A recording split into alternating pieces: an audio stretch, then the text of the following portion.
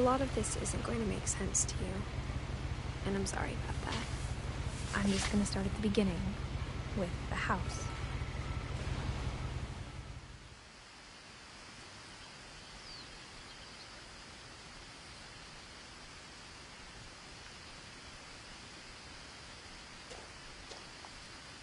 Someone had put up a chain link fence, but it looked like I wasn't the first person to hop it. My brother Milton disappeared when I was 4. It was like the house just swallowed him up.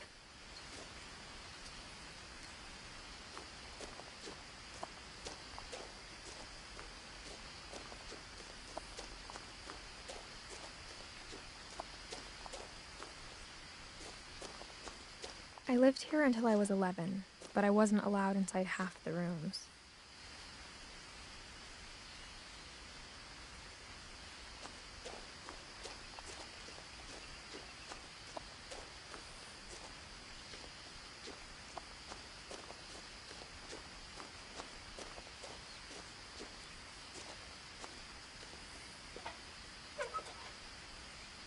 Inside the mailbox were bills from 7 years ago, marked urgent, open immediately.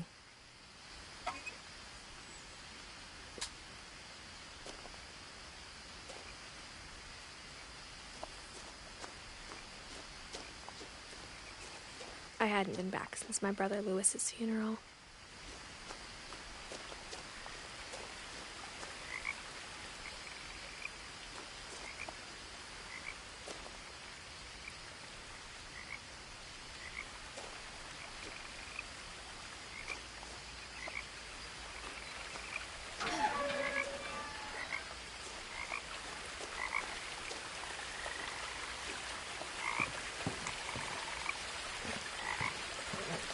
In her will, my mother left me a key, but didn't tell me what it unlocked.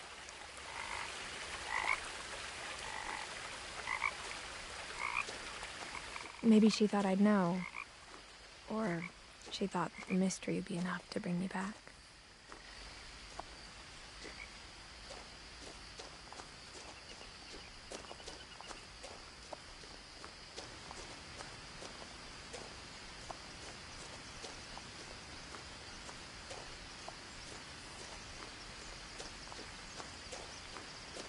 No one had driven this way in a long time, but I saw a few hoof prints.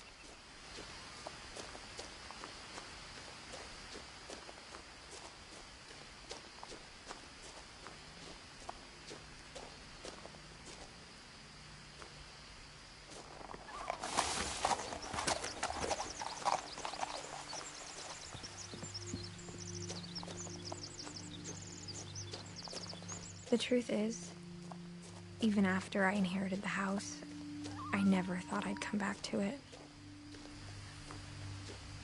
But now I had questions about my family that only the house knew the answers to.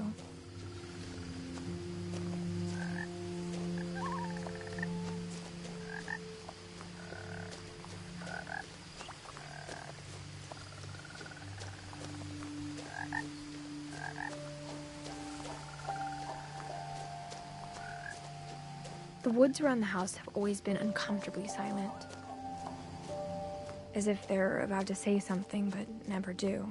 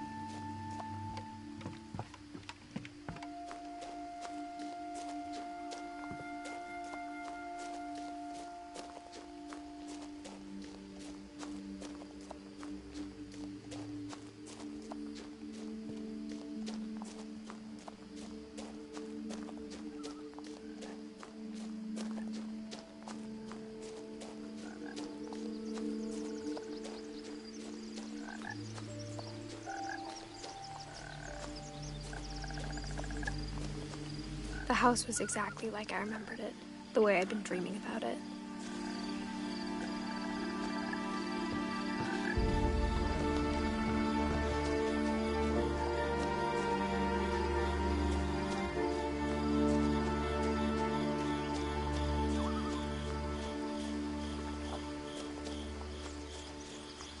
I asked Edie once about the dragon in the pond. She said it had killed her husband. I was 6. It seemed like an odd joke to me, even then.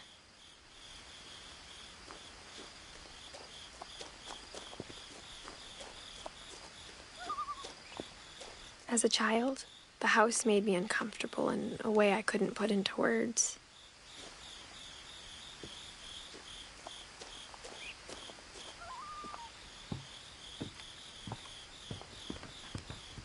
Now, as a 17-year-old, I knew exactly what those words were.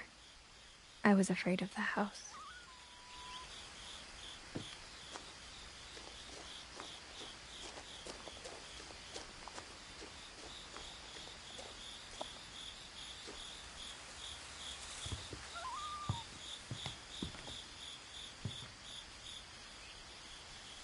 I hoped the key might unlock the front door. It didn't.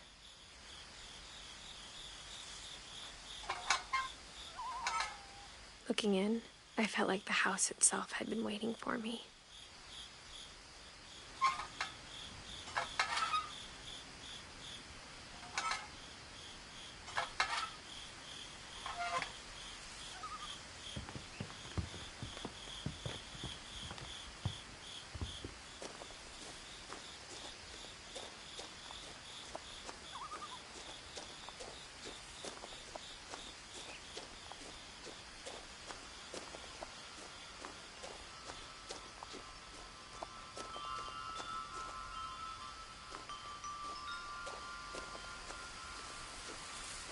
The house felt like it had always been here. Even the swing set was older than my mother.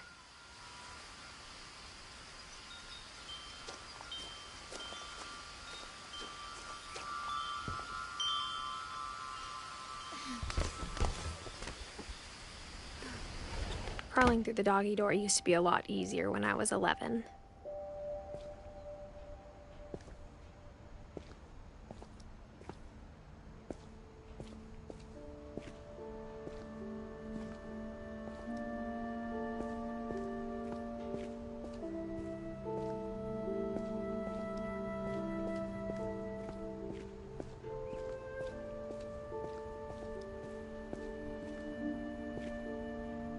The power had been turned off the night we left.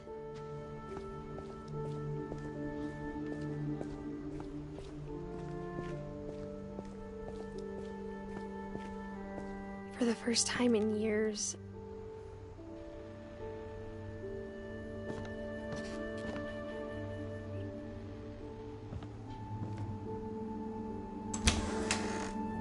I felt like I was home.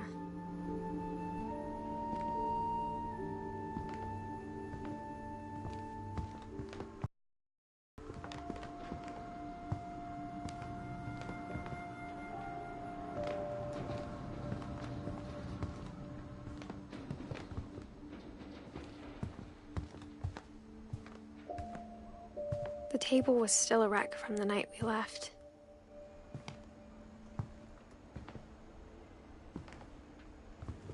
It was like a bomb had gone off, killing everyone but sparing the furniture.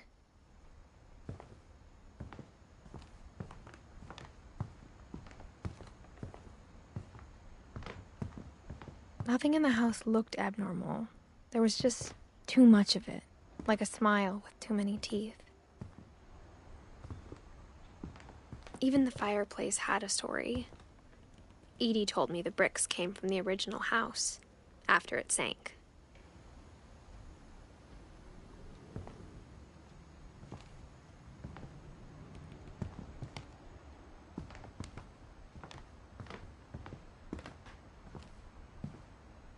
Mom always told me to stay out of the basement, so I wasn't too surprised when the key didn't fit.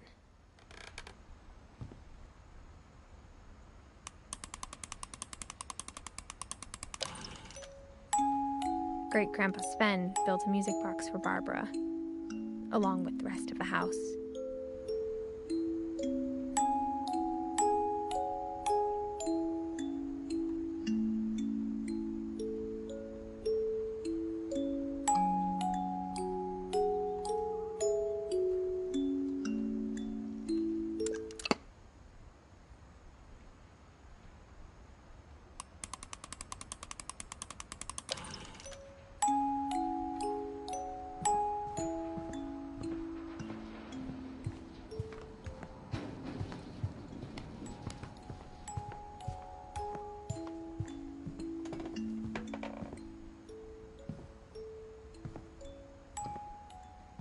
My mom wasn't much of an optimist, but she never stopped believing that my brother Milton was alive.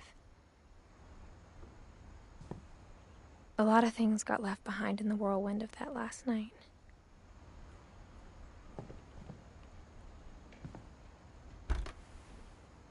Edie told me once that every Finch who ever lived is buried somewhere in the library.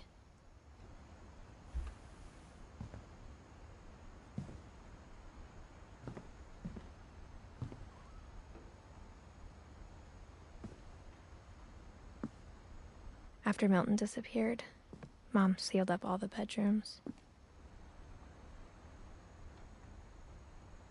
Then Edie retaliated and drilled peepholes.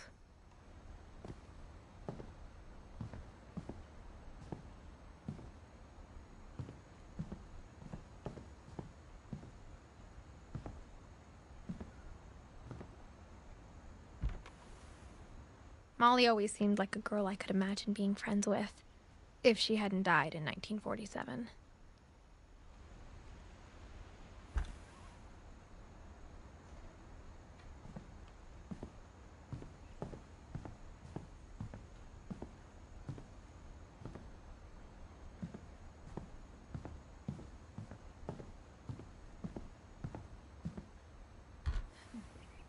Barbara was a child star for 2 years, until America grew out of it.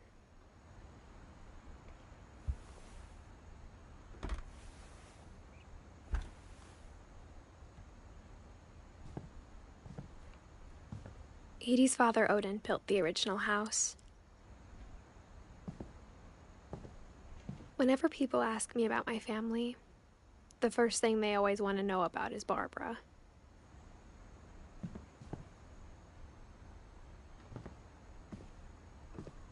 Mom must have locked the third-floor stairs on the night we left.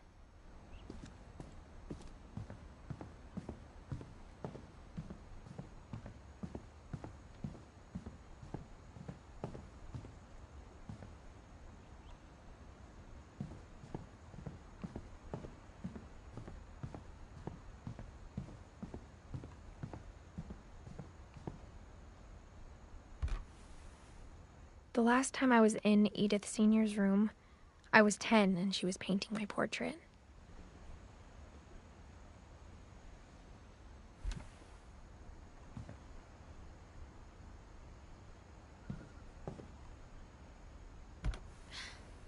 As a kid, I just assumed every house had peepholes and sealed rooms you weren't allowed inside of.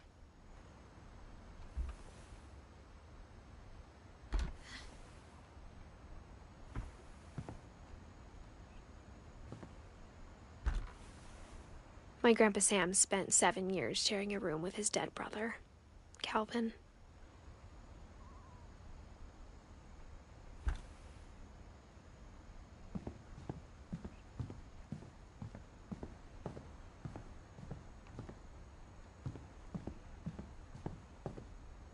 I spent a lot of time playing in Great Uncle Walter's room. I think my mom sometimes regretted not sealing it up.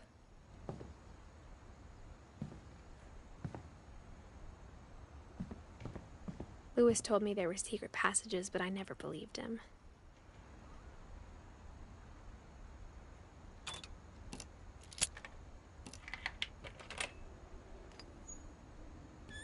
Turns out, my mom was really good at keeping secrets. Now it was time to find out what my mom had been afraid of. From the paintings on the wall, it was clear my brother Milton had been here before me.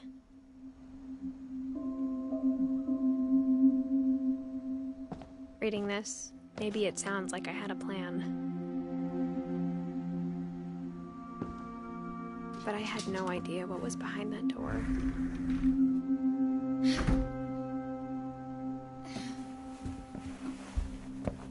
Just like I had no idea where all this was gonna lead.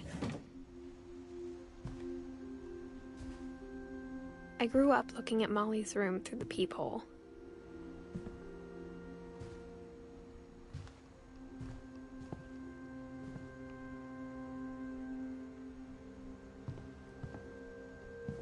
Being inside for the first time, I felt like I'd stepped behind a painting.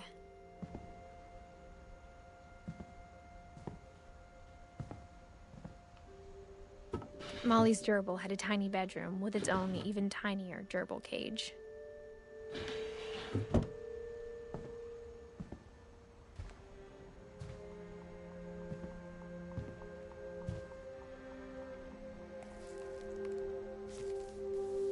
December 13th, 1947.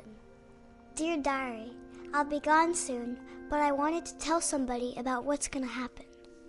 It started when Mom sent me to bed without dinner.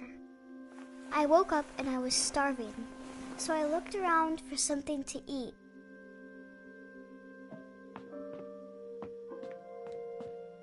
My Halloween candy was all gone. Mom, can I come out now?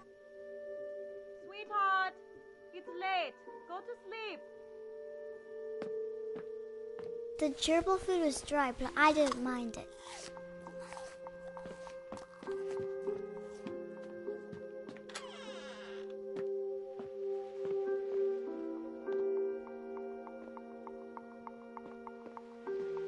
I ate a lot of things that night.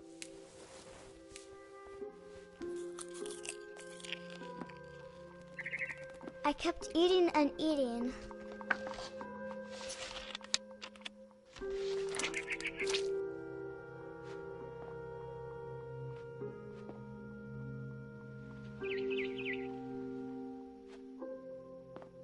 Then I heard chirping outside my window.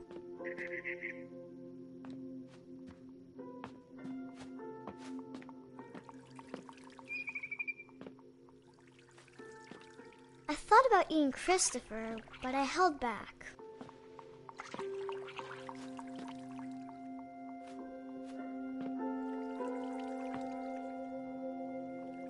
It was a barn swallow going back to her nest.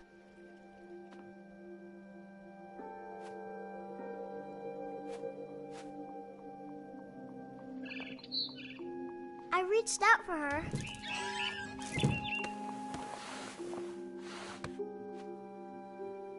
And suddenly, I was a cat.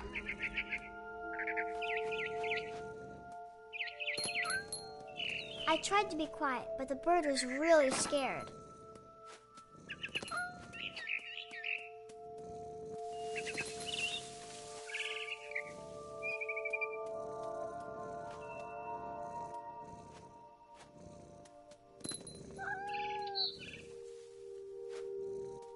Mom and Dad didn't even look at me.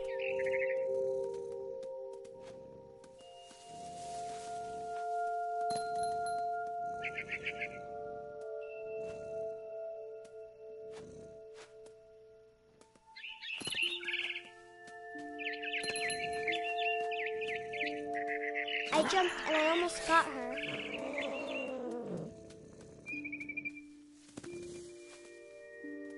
I could tell she was getting really tired. Now I was up in the big tree. I promised Dad I wouldn't climb it anymore. All I cared about was eating that mama bird.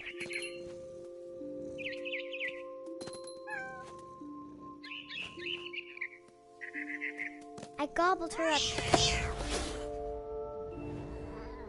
And suddenly, I was an owl. First, all I heard was the wind. Then I heard little teeth nibbling in the grass.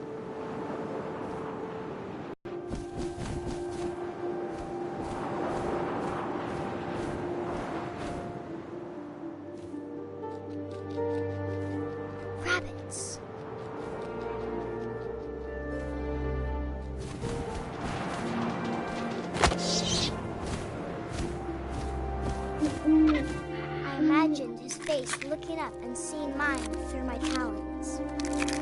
I swallowed him up, and I didn't chew one bit. Then I flew off to find something bigger.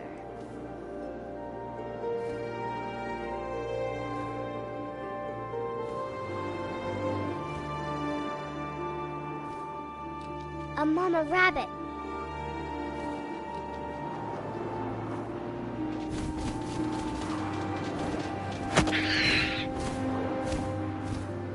She was almost too big to carry.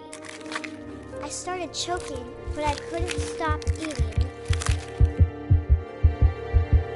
And suddenly, I was a shark.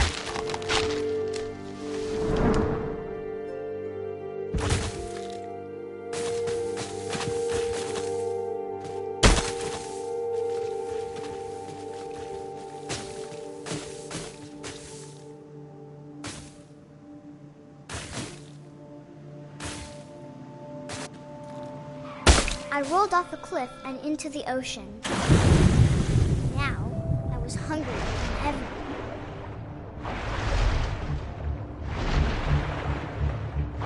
I wanted fat, juicy seeds.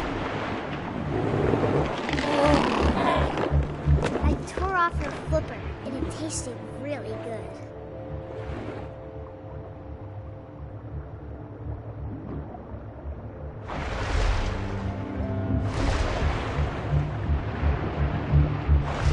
Grabbed on tight, but I was so hungry, I jumped out of the water.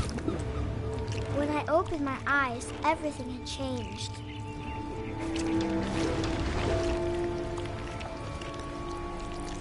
Now I was a monster, and I smelled people everywhere.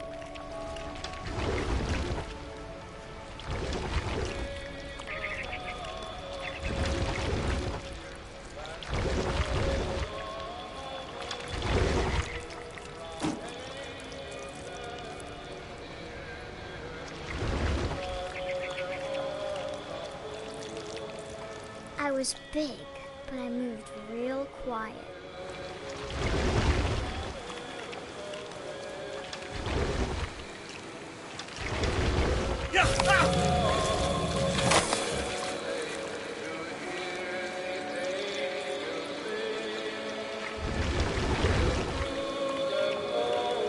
I wanted to stop, but also I didn't.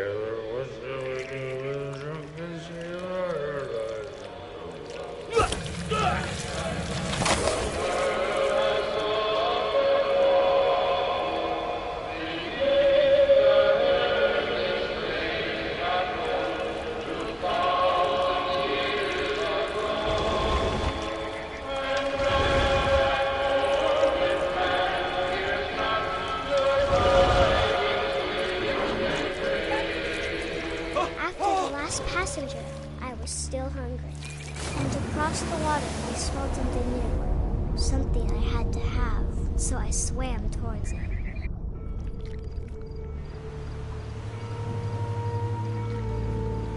I slithered onto the sand, and the good smell went into an old pipe.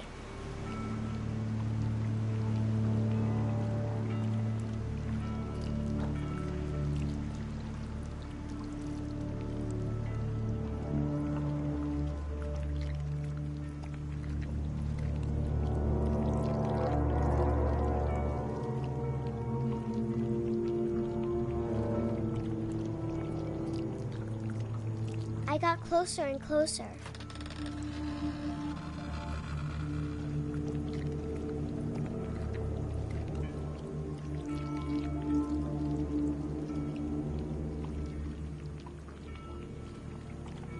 All of my stomach started growling. And suddenly, I was me again. I held my breath for a long time, but I couldn't hear anything. I think it's waiting for me to fall asleep. But it's not going to wait much longer. It needs to feed, and we both know I will be delicious.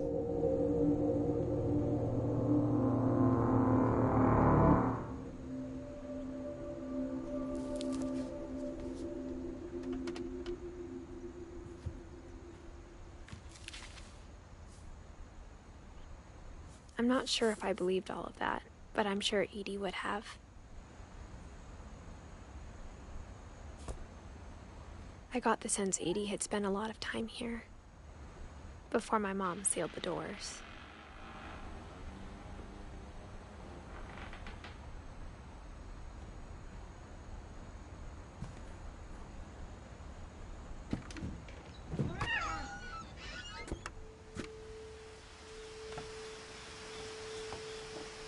This will be obvious later, but my mom never told me any of these stories. Edie would have, but Mom didn't like bringing up the past. Though, when we adopted a stray kitten, she was the one who named it Molly.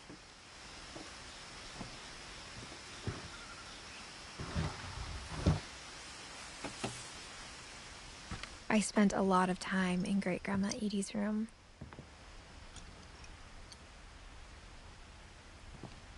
We got along, and it was a good place to hide from my mom.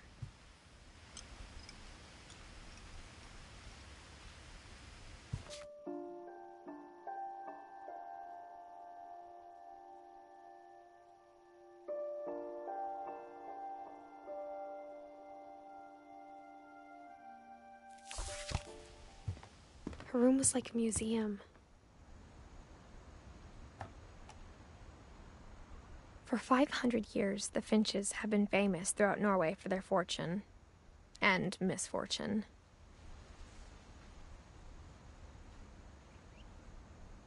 Odin Finch buries the latest victims of the family curse, his wife Ingeborg and their newborn son, Johan.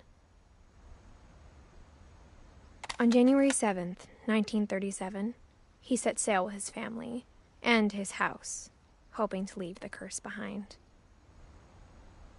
But 40-foot waves off the coast of Washington send the house and Odin to the bottom of the sea. Odin's daughter Edie, with husband Sven and baby Molly, step ashore on their new home, Orcas Island. Odin Finch is the first to be buried in the new family cemetery. His daughter Edie is already dreaming of a new Finch house.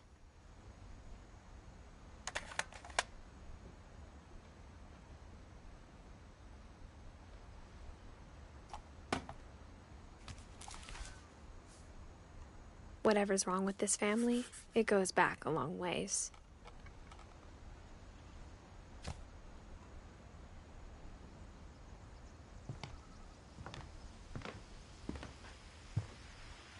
Louis died a week before we left, but Edie had already started to memorialize him. Edie knit me a new pair of gloves every year, just in time to replace the old ones.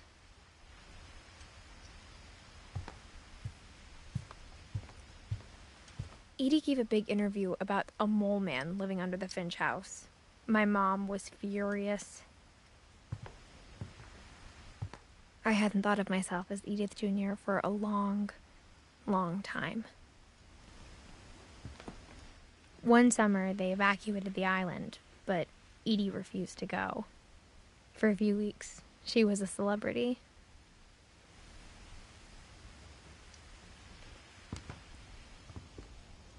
When Edie told people Sven was killed by a dragon, she could also have said he was building a dragon-shaped slide that collapsed. She could have, but she didn't.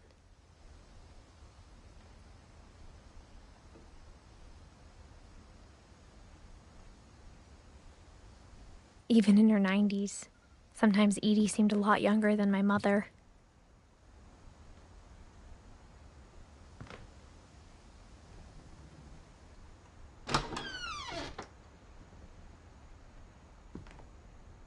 The only trace Grandpa Sam's first wife, Kay, left on the house was the pink bathroom. It was a pretty big trace.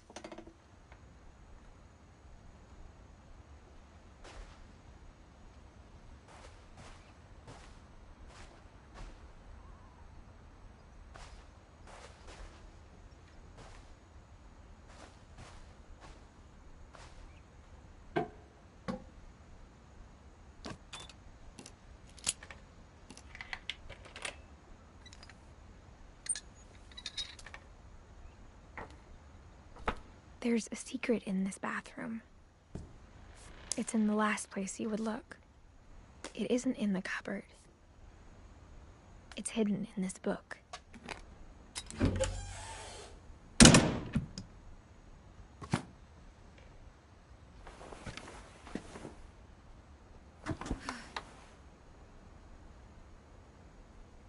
Sven gave Sam an old camera he'd refurbished. He never put it down.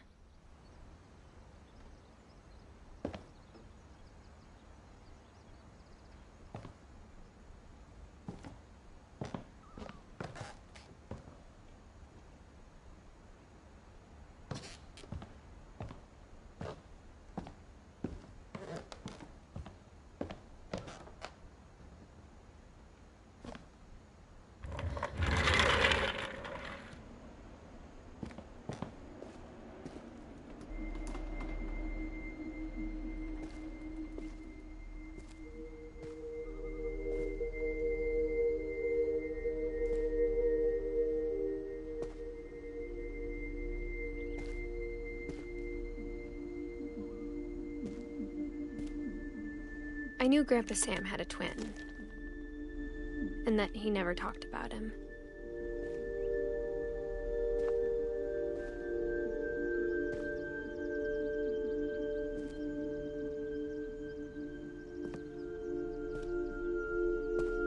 I guess my grandpa didn't like history any more than my mom did.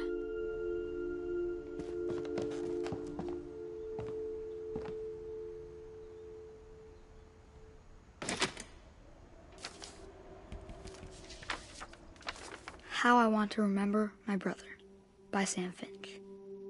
The thing I remember is that when he made up his mind, that was it.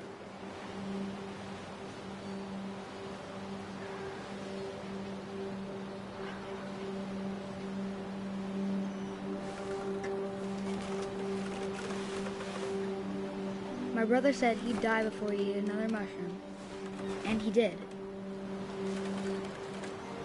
At Barbara's funeral, we swore we'd never be afraid again, and he wasn't.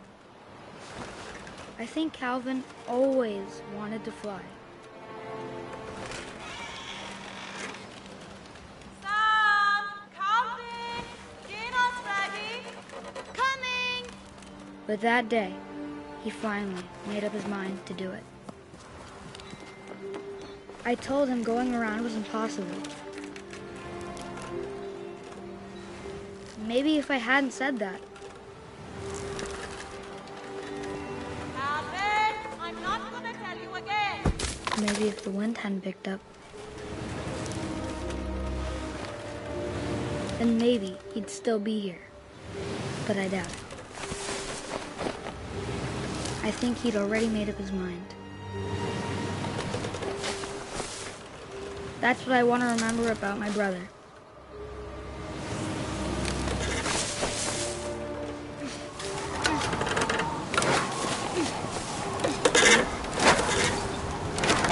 The day he made up his mind to fly. And he did.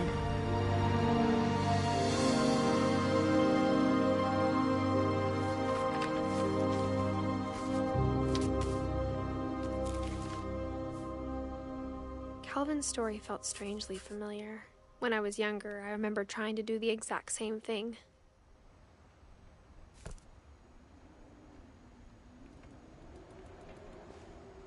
After the funeral, Edie roped off Calvin's half of the room.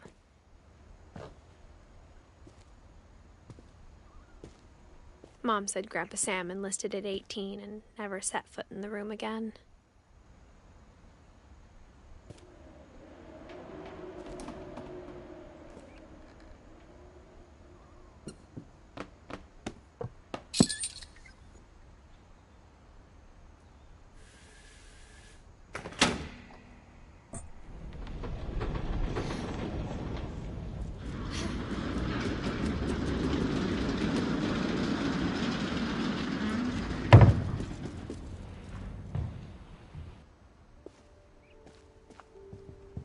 passages were a pretty tight fit.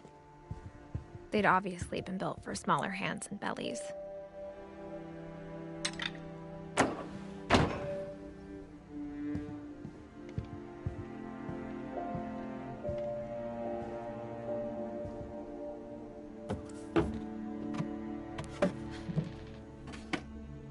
Growing up, I always thought of Barbara as a child star.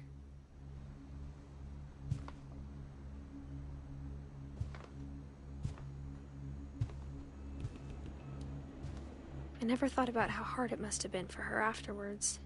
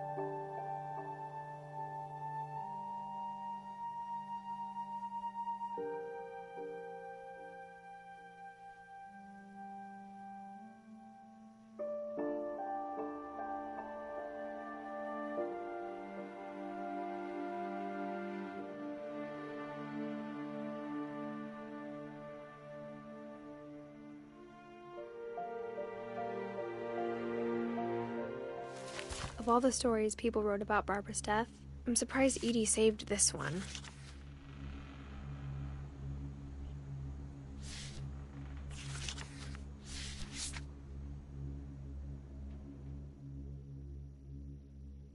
Old Jack here with another ghastly tale inspired by America's most unfortunate family.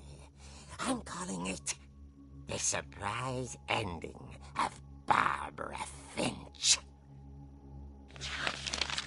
As a child star, Barbara was famous for her scream. Now at 16, she was all washed up. A has-been. But in a lucky break, she'd been asked to perform her signature scream at a local convention for monster movie fans. It was just the boost her career needed. Unfortunately, her scream hadn't aged well. Getting better. I think you just need the right motivation. Her biggest fan and current boyfriend, Rick, was about to demonstrate when... Now that was a great scream. It was Barbara's father, Sven. He'd slipped into a table saw and had to be rushed to the emergency room. So Barbara got stuck babysitting her youngest brother, Walter. Her convention comeback was cancelled. Okay, I'm hearing frustration, but I'm not hearing terror. What if I tried... A gang of hoodlums in Halloween masks have been terrorizing Orcas Island tonight. Police are urging residents to... That came from the basement. You're right! Also, I loved your delivery on that. Why is your basement door locked? Because my dad likes making puzzles and secret passages. There's a key hidden in the music box. The secret is to keep winding and winding until finally the key pops out. Thanks, babe. I'll be back in a sec. 20 minutes later, Rick hadn't returned. So Barbara went to look for him, right on cue. She reached for the music box.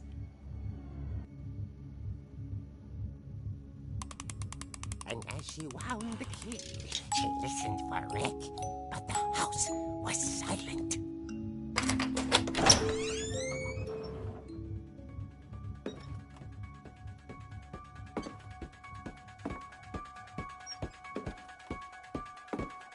She found Rick's crutch and imagined the worst.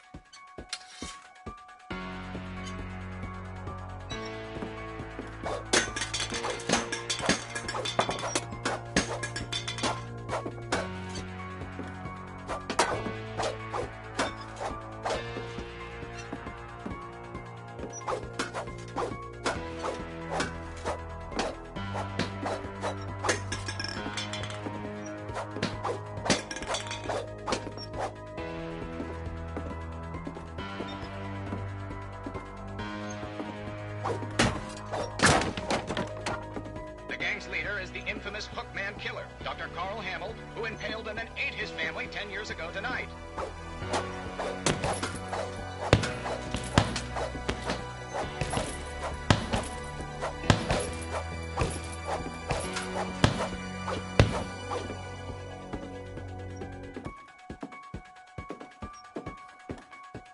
The old fridge rattled and grew still.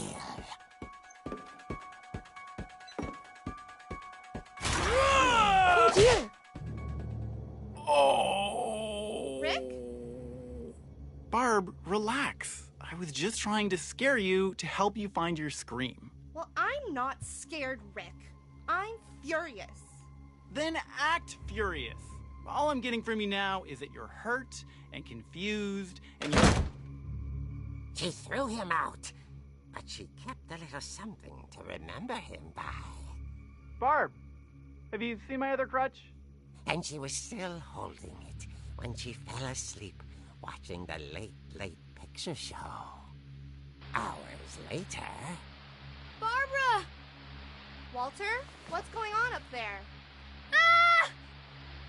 Okay, I'm coming up, but if this is a trick, you're dead, Walter.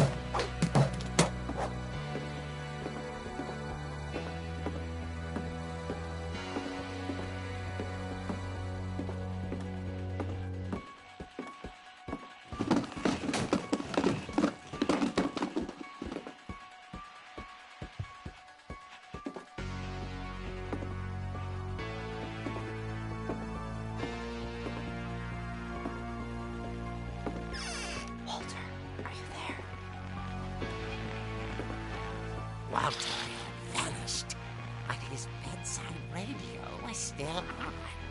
Orcas Island police describe the man as 6 feet tall, with a steel hook for a hand. Residents are urged to lock all doors and windows and notify the police of any suspicious activity. Barbara turned, saw the Hookman, and was speechless. He was quite smashing. And great he was.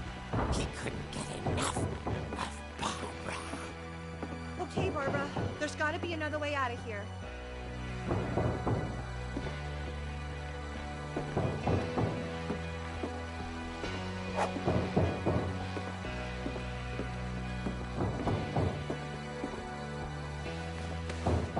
That night, she played her part beautifully.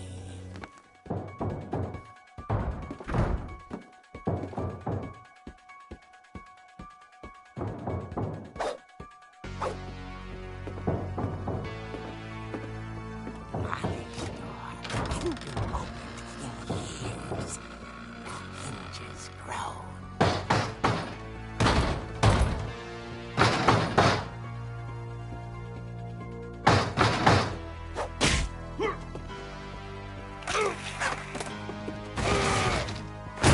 He wasn't moving, but she sensed the story might not be over yet.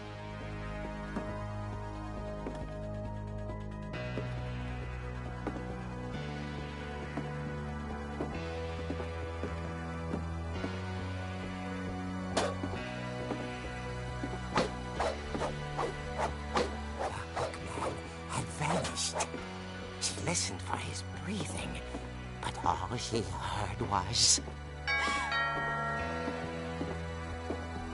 At the door, she heard whispering. It was coming from inside the house.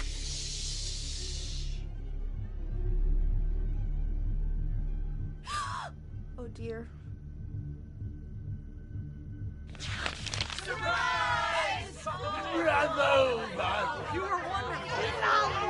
The monsters had come to surprise her. For Barbara, it was a dream come true. Then she saw what kind of monsters they were, and she realized what was about to happen. She was going to be famous. And with her final breath, Barbara Finch gave the performance of her life.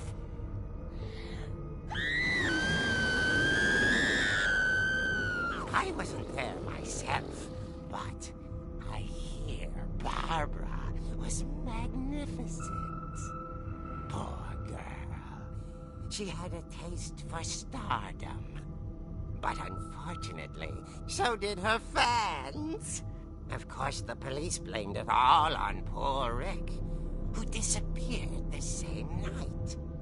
And little Walter, hiding under his bed the whole time. He took it all pretty hard, but that's another story. As for Barbara, tucked inside the music box is all they ever found of her. Her ear. Now that's what I call a real eerie tale.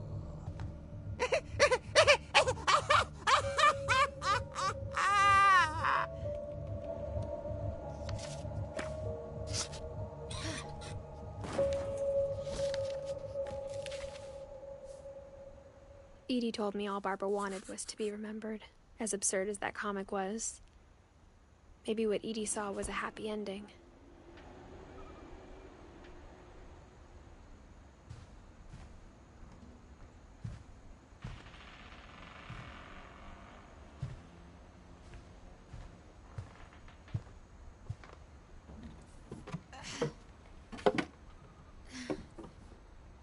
I guess now I know why Mom didn't like me playing with the music box.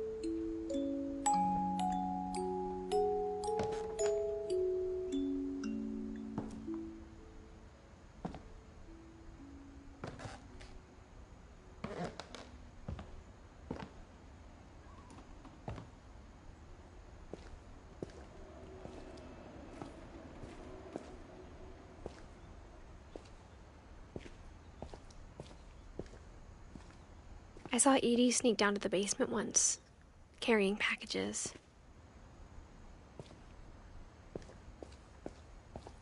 Mom said the basement was off limits, unless I wanted another tetanus shot.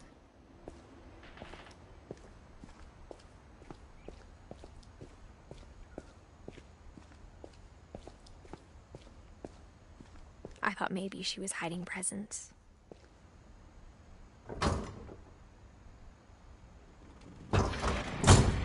It turned out she was hiding a lot more than that.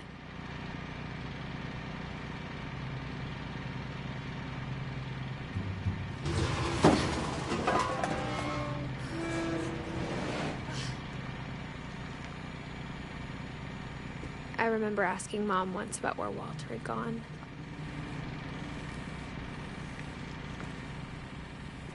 She said after Barbara died, he got as far away as he could. If there's a pattern in all these stories,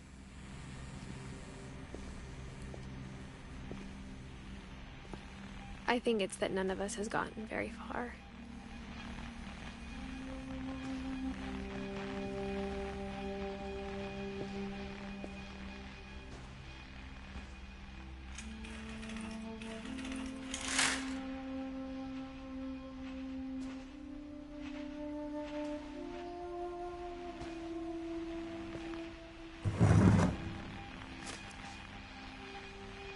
Goodbye, everyone. I can't believe I've been down here for 30 years. On that first day, after the shaking started, I didn't think I'd survive a week.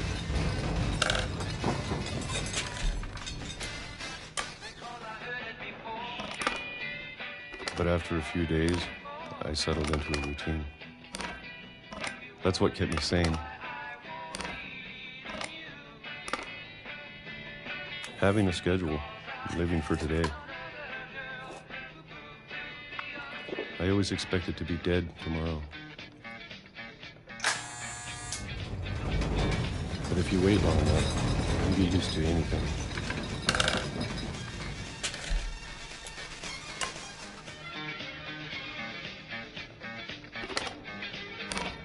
Even a monster on the other side of the door starts to feel normal. Almost friendly.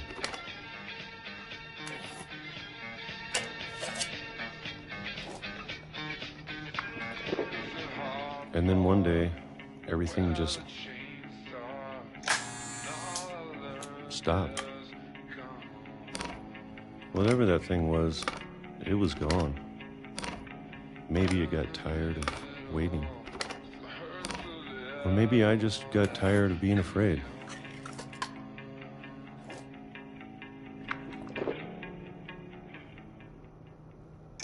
It's been a week now, the longest in 30 years. I'm done waiting. I have to leave while I still can.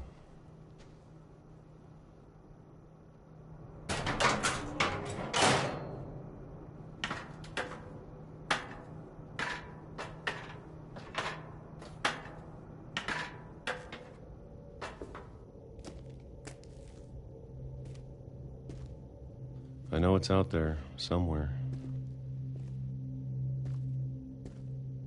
Whatever killed Barbara and Molly and Calvin.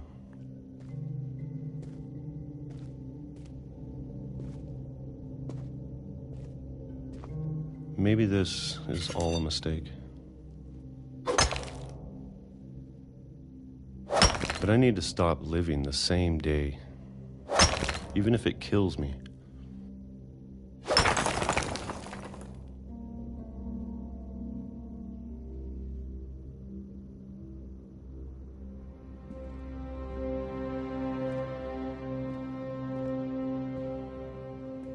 Whatever's out there, I want you to know I'm ready for it. I'm going to appreciate all of it. Especially the food. I don't mind if I only have a year left. Or a month. Or a single week. I'd be happy with one new day. I can already imagine the sun on my face.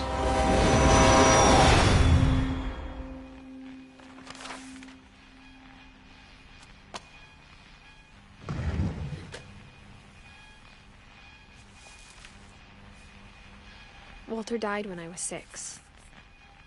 I can't believe my mom never told me he was down here.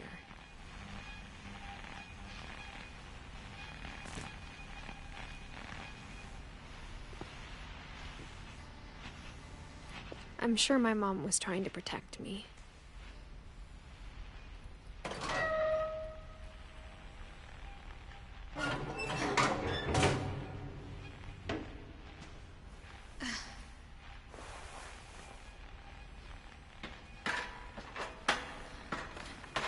Maybe she was afraid I'd end up like Walter. But if she never told me about an uncle under the house, I can only imagine what else she was hiding. I don't want to make the same mistakes she made. Trying to bury something that's still alive.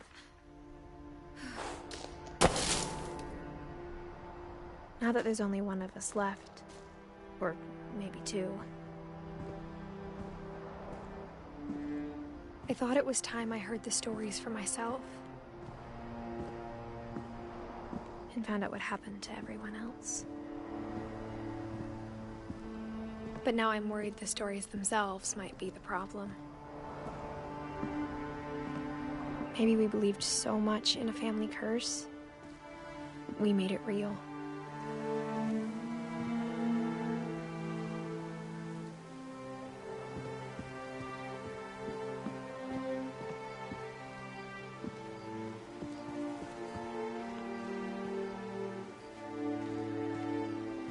I don't know if I should even be writing this.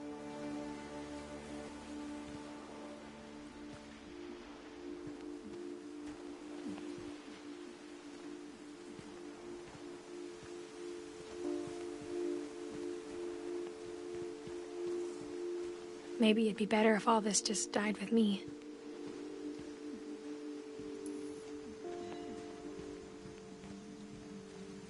But I thought you should know about your family.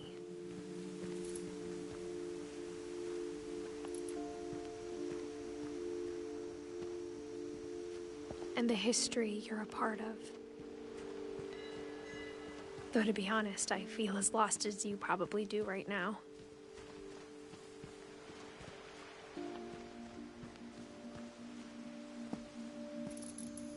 I think the people in these stories believed them, for what that's worth.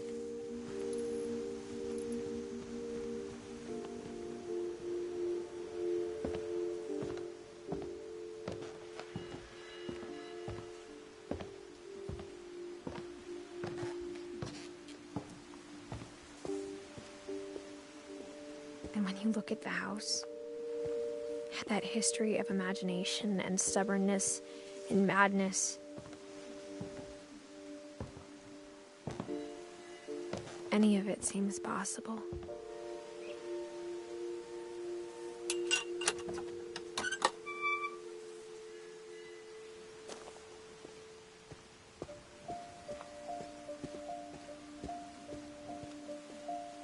I think we've been surrounded by death for so long, we've just gotten used to it. What kind of family finishes building a cemetery before starting the house?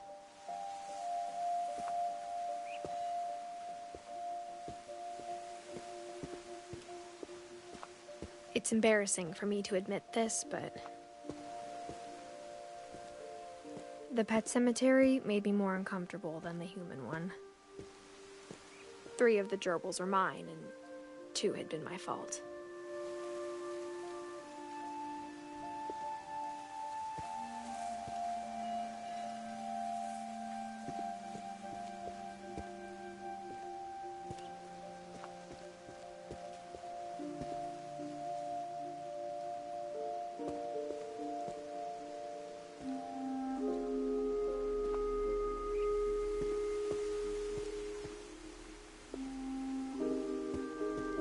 Sven built the house, but it was Edie who designed the cemetery.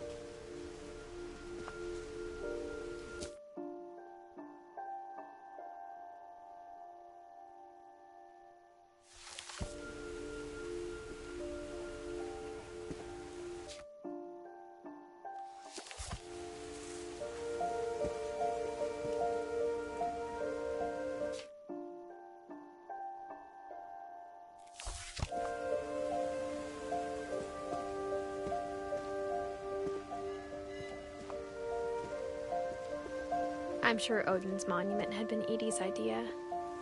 My mom was always trying to move on, but for Edie, the past never went away.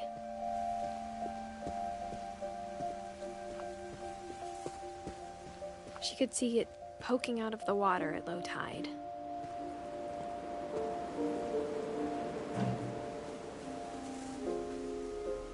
Edie said she dreamed about the old house every night.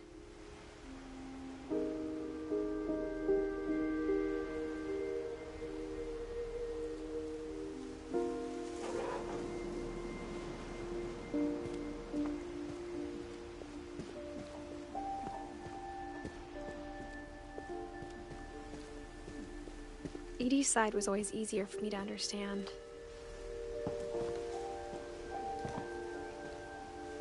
But the older I get, the more I can see where my mom was coming from. Her dad had been pretty strict, but it wasn't enough to save her brothers. She was just trying to do better.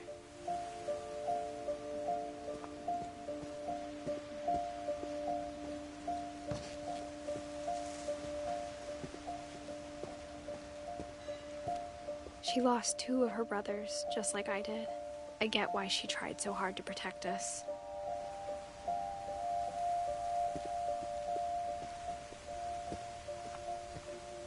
There's so many things I wish I could ask my mom now. Part of me thinks this is what she wanted all along. For me to come back someday and find everything out for myself.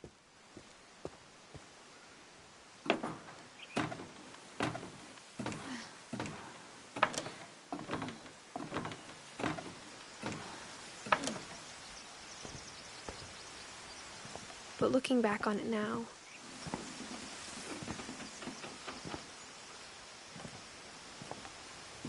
if she told me there was going to be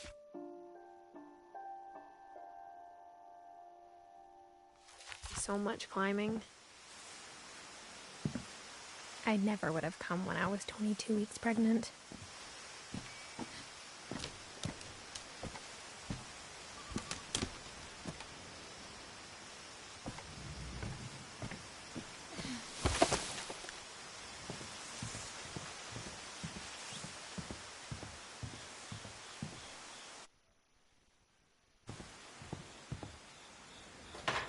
I never met Grandpa Sam, but I think he and my mom had a lot in common.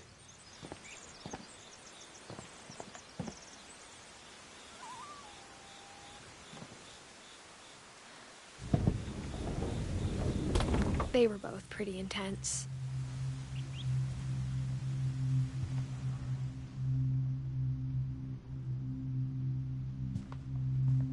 Sam spent his life shooting photos, but Mom said he got nervous being in front of the camera. I guess we're all afraid of something.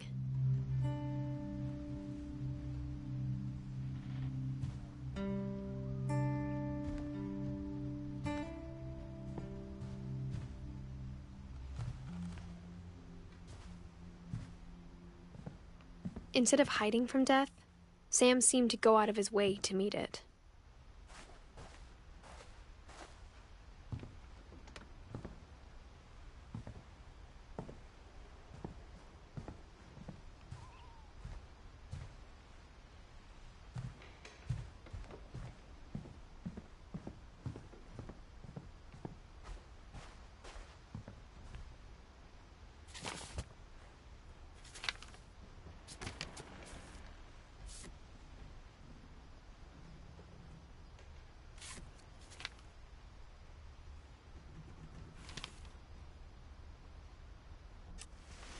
Dawn, I promise, you'll never forget this weekend.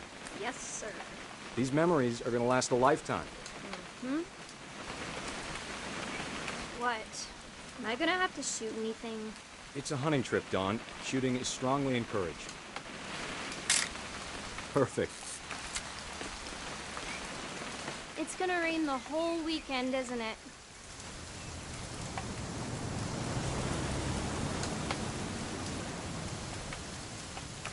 I will never forget this weekend, Dad. That's the spirit. Smile, Dawn. Okay, got it. I'm gonna take some pictures, okay? Just be careful. That camera's older than you are.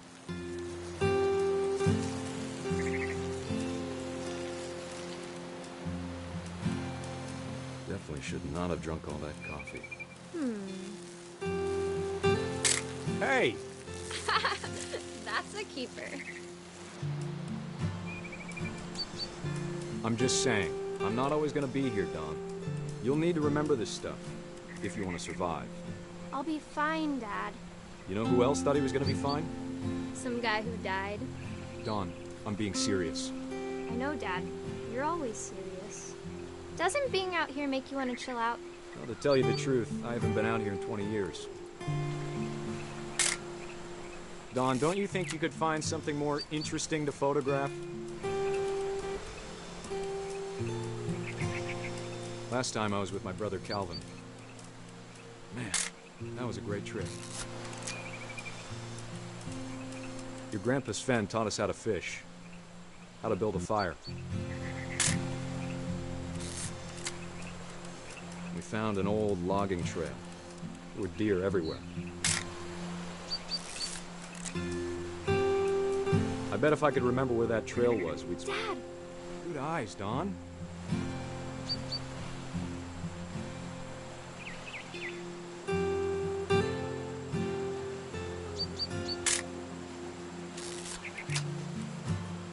Before you take the shot, let me get a picture of you. Dad, I... Just breathe.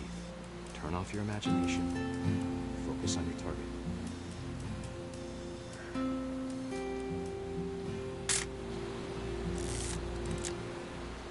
Let me get behind you.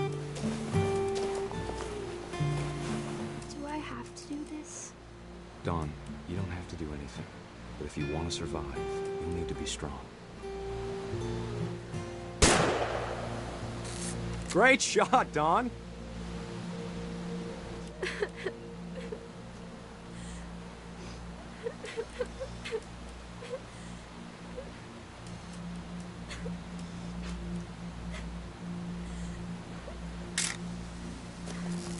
I'm proud of you, Dawn. Always remember that, okay? Dad, it's twitching. I think That's it's totally normal, Dawn. Just focus on the camera. Try not to think about... Dad!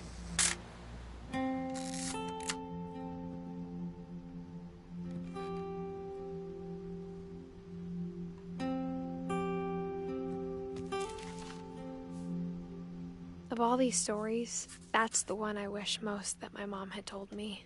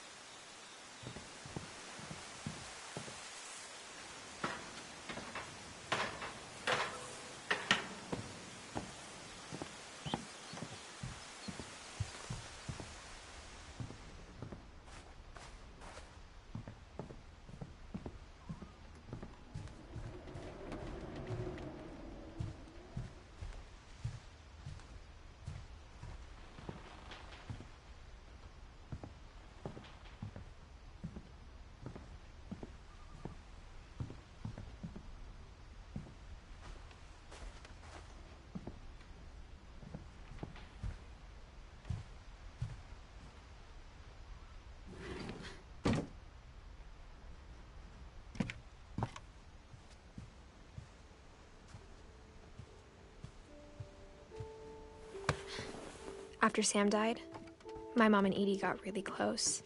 They'd both lost a lot.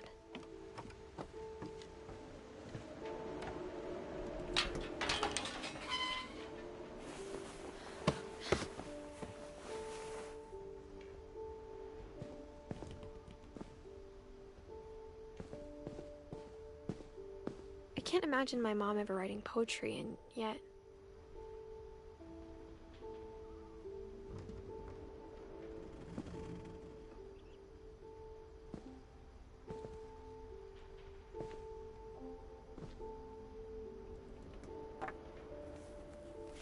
A poem for Gus, who always said the wedding was a bad idea. Our father never hit us kids, at least not very hard, before the day my brother said with teenage disregard that he'd be dead before he'd see a wedding in our yard.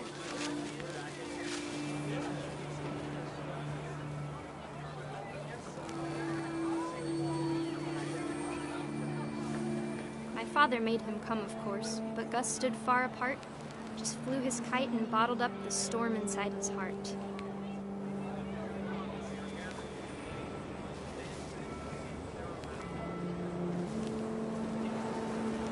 I tried to talk him out of it, but though he'd never met her, we don't need a stepmom, were the words that I now pronounce you husband and wife. You may kiss the bride.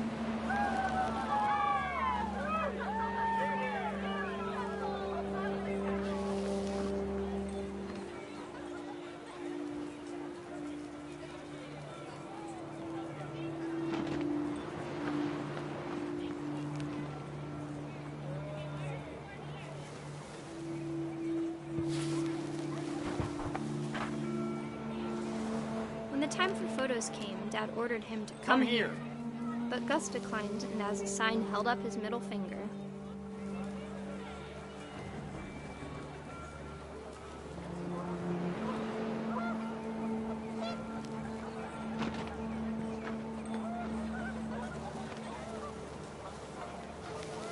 The wind picked up, and panicked geese appeared and quickly went.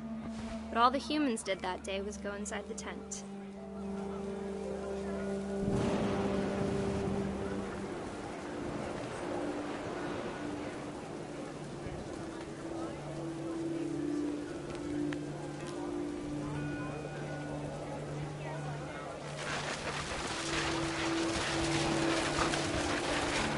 The rain came down in buckets then, but no one seemed afraid that nature might destroy the tent our dad had crudely made.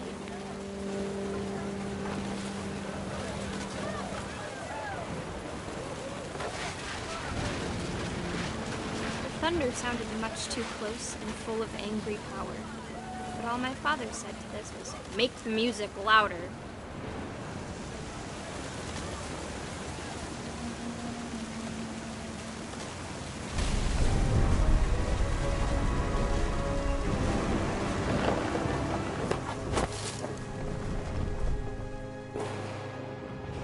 I wish that I could truly say I thought about you on that day. Out there on the beach alone, just you, the wind, the sea, and foam. But I didn't, until we found you.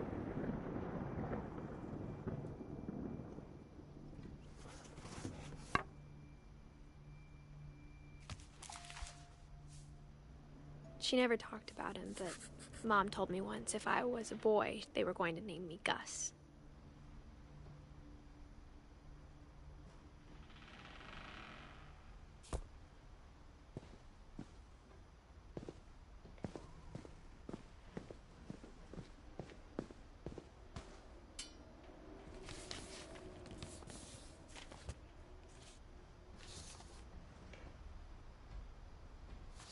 Dear Kay, do you remember the way Gregory used to laugh when he thought he was alone?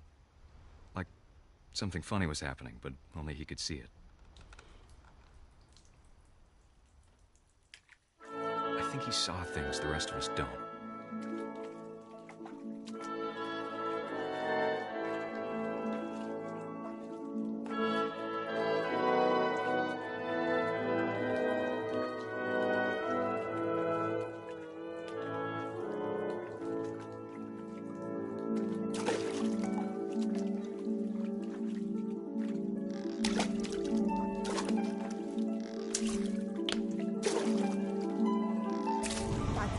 Gregory, it's time to... Hold on, sweetie. Hello? Sam, I told you I don't want to talk right now.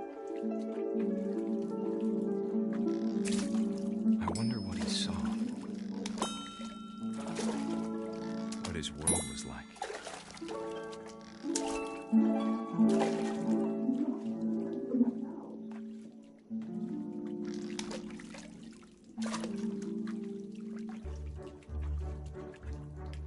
He reminded me so much of Kelly. Lost in his imagination.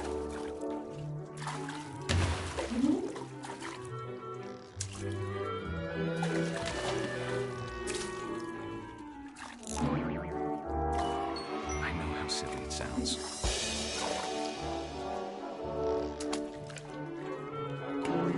That I worried about a baby being too happy. But I could feel him slipping away. Sorry about that, Gregory. I know you did everything you could. Maybe if I hadn't called that night. Damn it. Hold on, I don't want Gregory to hear this.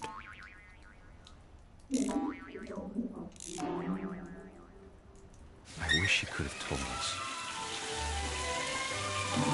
about the world he saw.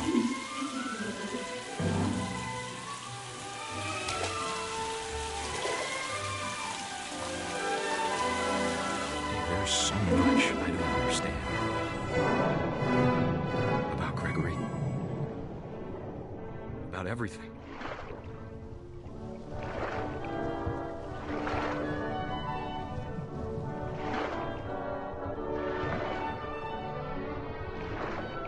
But I know what happened wasn't your fault.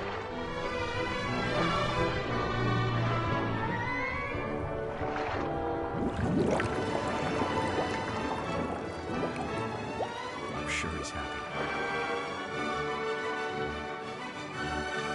And he'd want you to be happy too.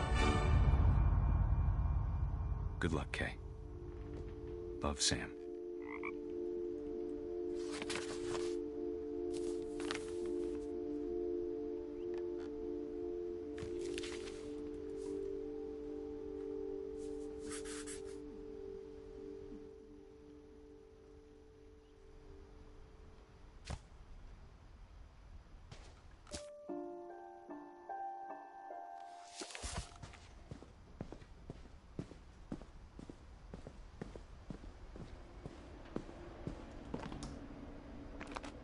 My mom moved up to the loft after her brothers died. At the time, it was as far away as she could get.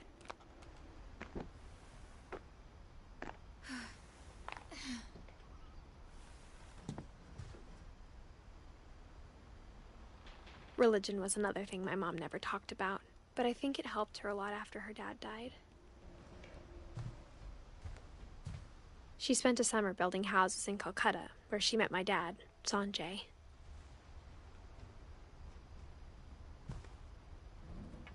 My mom moved to India a week after graduation and got a job teaching English.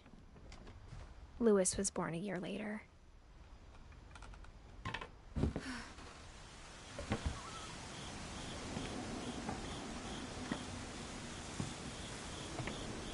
When my dad died, I don't think Mom knew where else to go. I'm sure Edie was happy to have her back.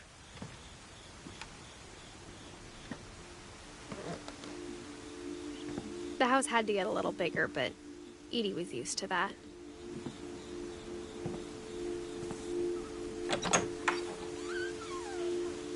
And for a while, things were good. Almost normal.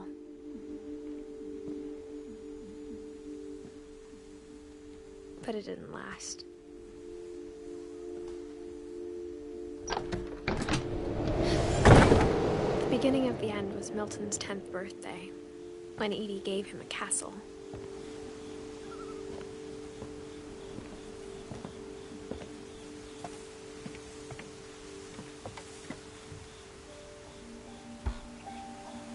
After Milton disappeared, the only thing he left behind was a room full of paintings.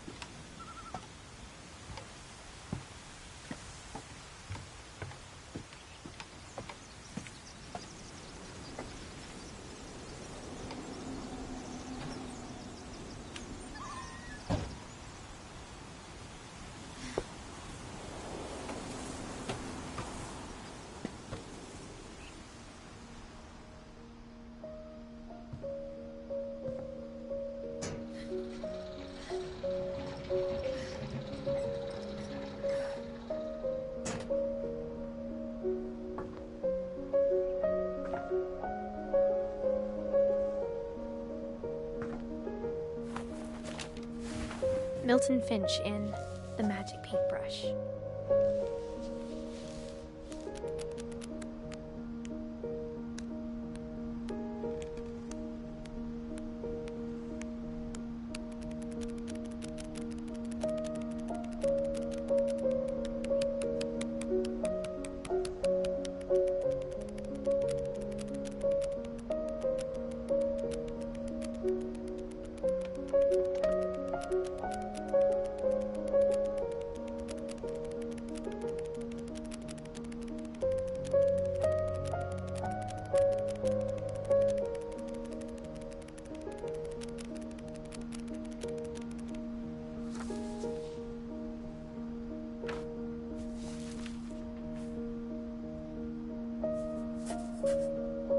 I was 4 when Milton disappeared.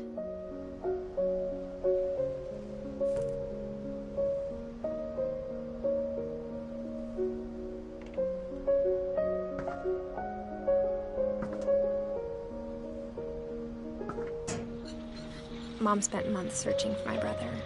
Then she sealed the doors.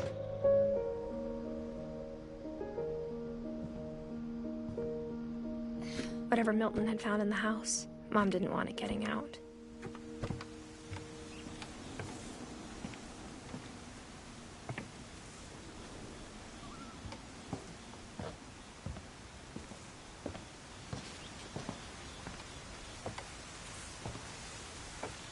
Mom definitely blamed Edie, but I think Louis blamed himself.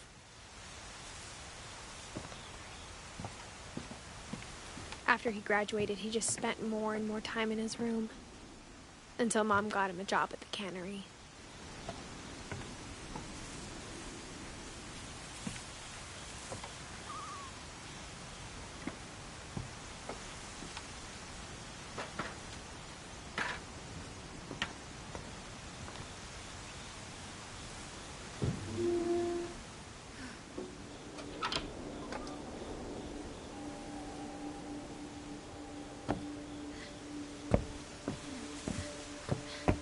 Louis's room smelled very, very familiar. That part of him lived on.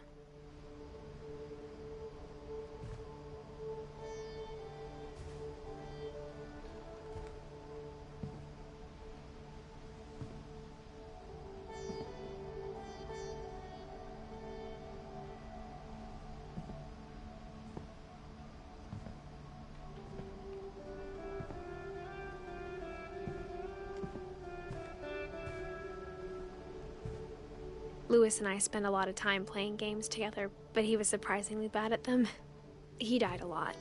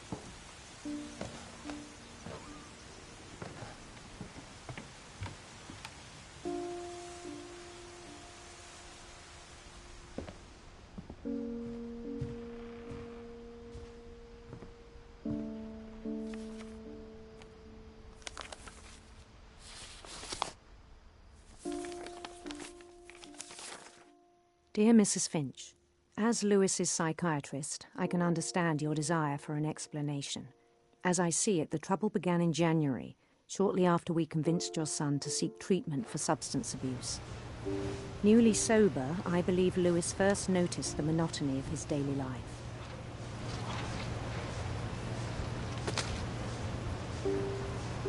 He kept working at the cannery. But he withdrew part of himself. In our sessions, I saw the same behavior. His mind began to wander.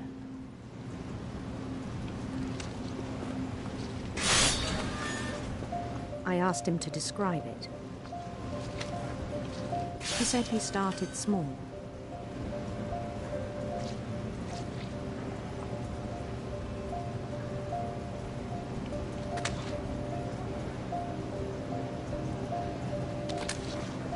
Imagining a labyrinth. He'd feel his way about.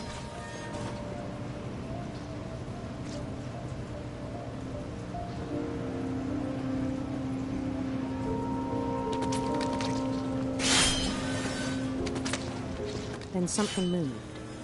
Bats. And toads.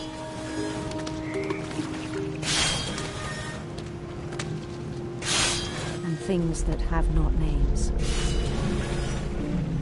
He knew it was all in his head.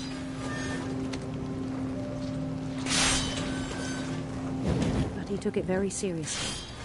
I had hoped he'd find himself.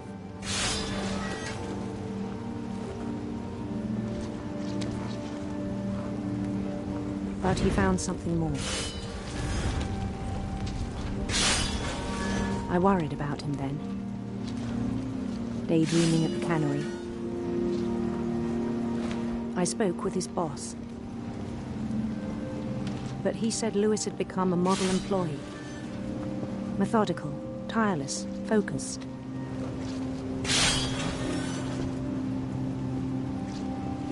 Like a whole new Louis. So I let him go on.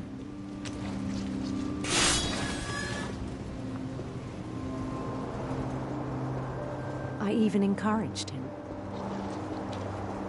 It seemed very promising at first. He told me he'd made a new friend.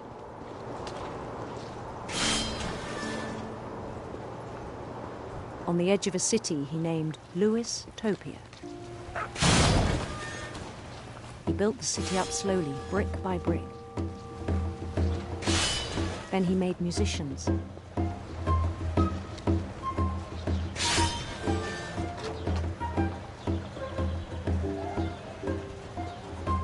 And songs for them to play.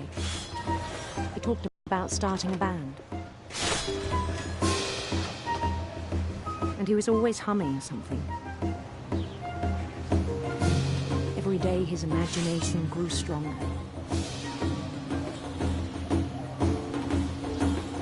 He no longer spoke at the cannery, but his chopping was as reliable as ever. Then one day it struck him that all the cheering crowds, even the stones under his feet, were all in his imagination. So he could do whatever he wished.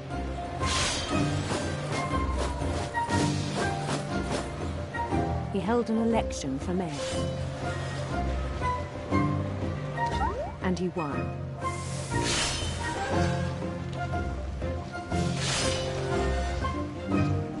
They begged him to stay, but his mind was already wandering. It became a game for him.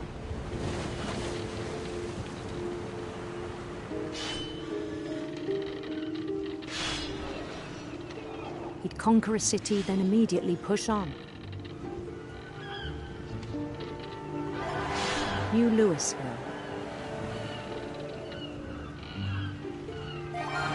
St. Louis. He started drifting away from our reality.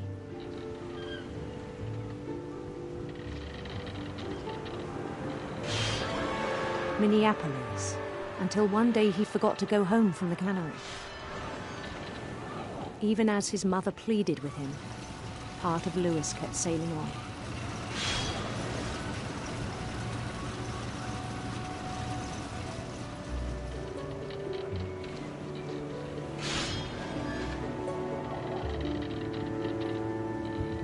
In Louisburg, he heard rumors of a beautiful prince.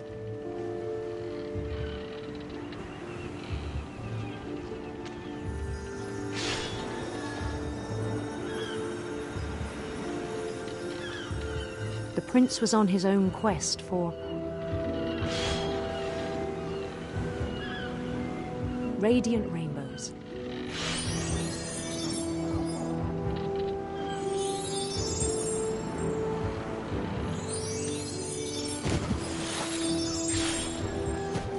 He followed the sound of his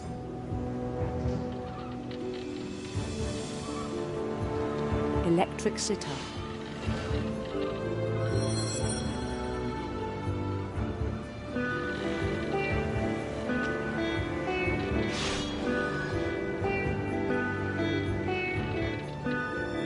His chase led him to a golden palace east of the sun and west of the moon. Even then, his logic remained sound. He knew the world was all in his imagination.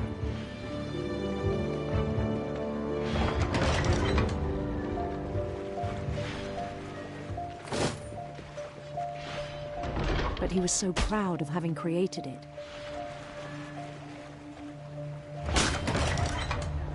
In his own eyes, he'd become something greater than a king.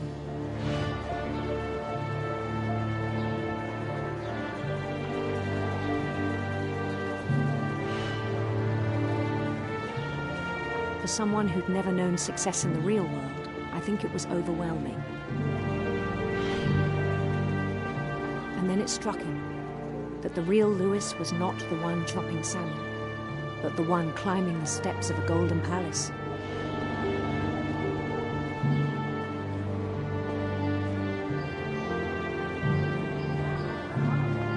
My imagination is as real as my body, he told me. It was hard to argue with him.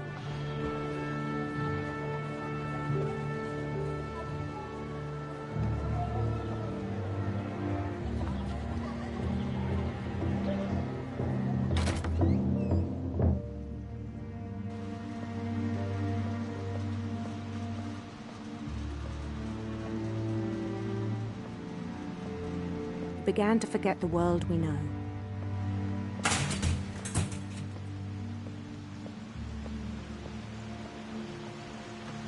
I think it pained him to remember Louis, the cannery worker.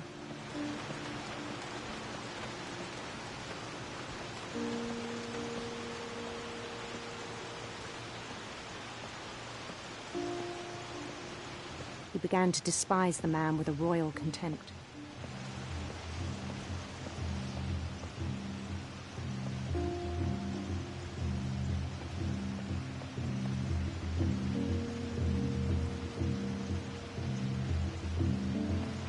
I still thought I could save him. Even after he said he was being crowned king over all the lands of wonder. The palace would be packed with his companions.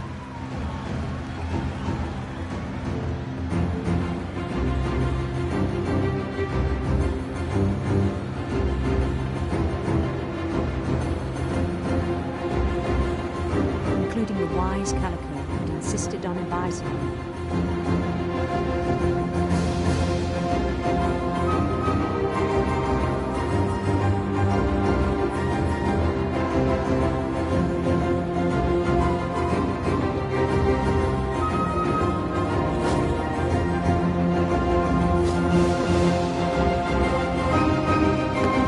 His prince waited, holding his crown.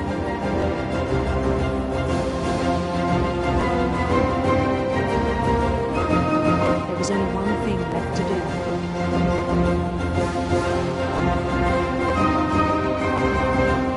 Bend down his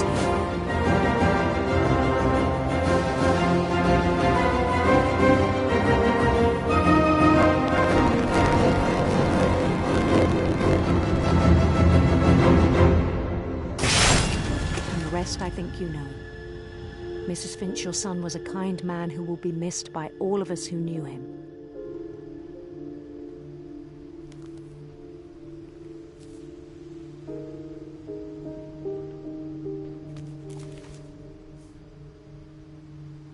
My brother was really cool. I wish you could have met him.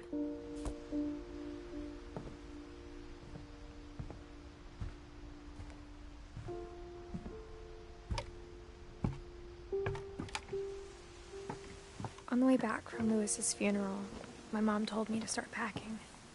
She waited until the day before we left to tell Edie.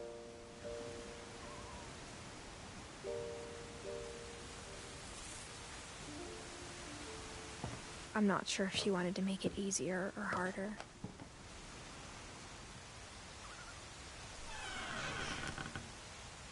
I wish we'd stayed. But I understand why we left.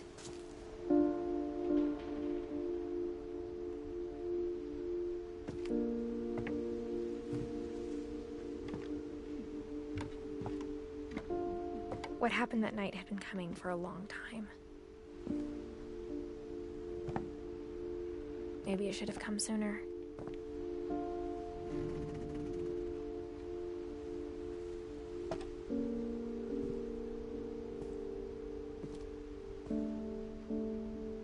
But it had to end one way or another. All that's left now is to tell you about that last night.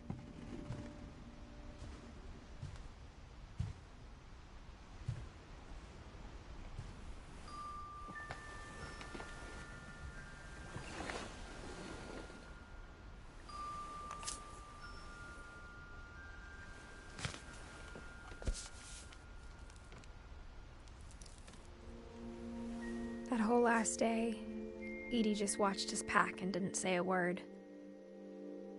Until supper, when she raised her glass and said, "To our final night together, and all our final nights apart." Grandma, you know what I said about alcohol. Some of your medications are very Edith, specific. I left a present for you in the hallway. Why don't you go open it? The grown-ups have to argue now. I'm sorry, you're right. We're all leaving tomorrow. Let's just enjoy our last... I'm not leaving. Edith, you're excused.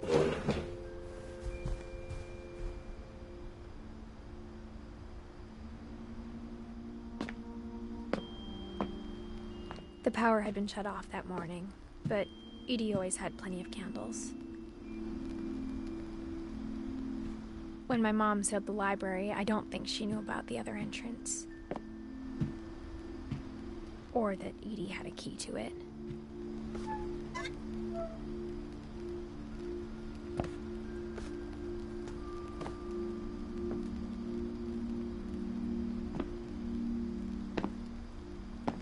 That thing you're afraid of isn't going to end when you leave the house. Edith has a right to know these stories. My children are dead because of your stories. I think it's best if Edith and I leave tonight. We'll have the nursing home send a van for you in the morning, okay?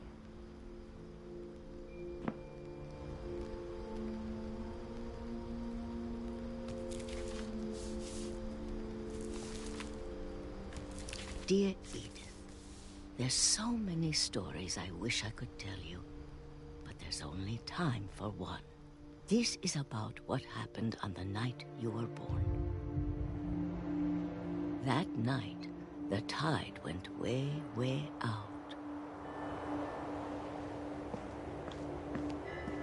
It was the first and last time I ever saw the old house aground. There'd been an earthquake out in the middle of the ocean. They called it the lowest tide in 1,000 years. God, it smelled awful. You know, I've seen that house every day of my life.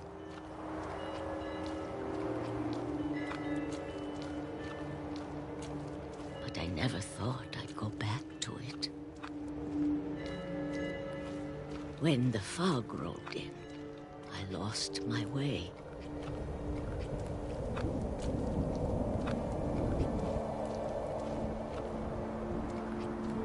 I got turned around.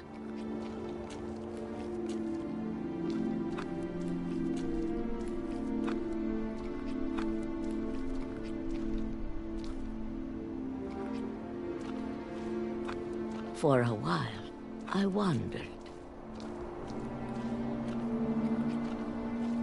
I started seeing things.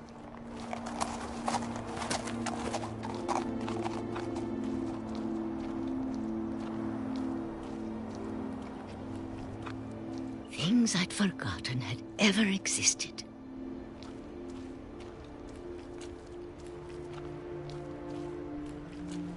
But when I saw them, they felt like old friends. That night, a lot of things came back to me.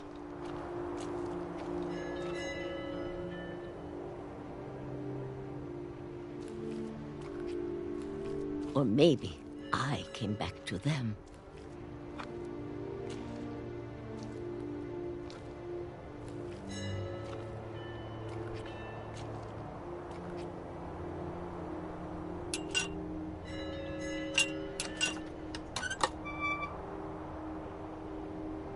Things I can't explain, but that I need you to try and... Edith, what are you doing in here?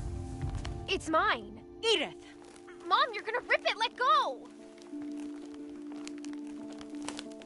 I kicked and screamed, but Mom dragged me to the car. I never saw Great-Grandma Edie again. The next morning, the van came to pick her up, but she was already gone. After that, we moved around a lot.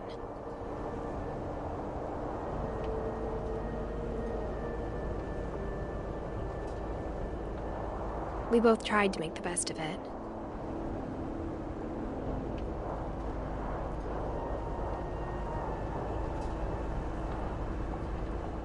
A few years went by.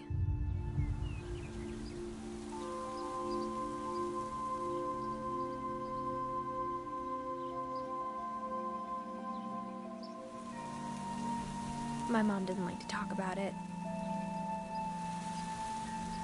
But she started getting sick a lot. The rest happened pretty quickly. She got better for a while, and then she didn't.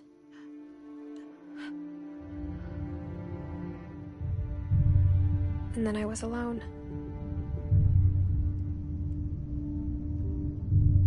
The last Finch left alive.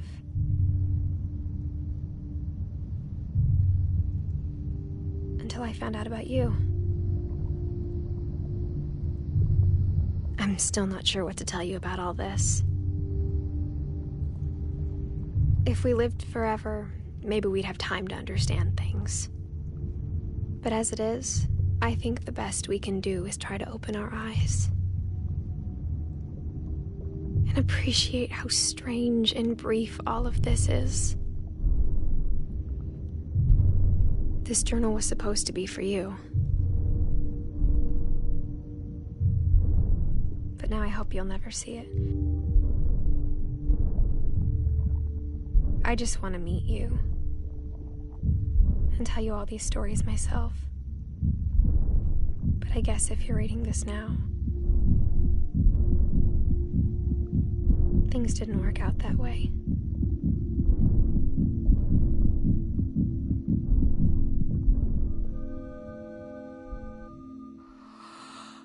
This is where your story begins. I'm sorry I won't be there to see it. It's a lot to ask, but I don't want you to be sad that I'm gone. I want you to be amazed that any of us ever had a chance to be here at all. Good luck.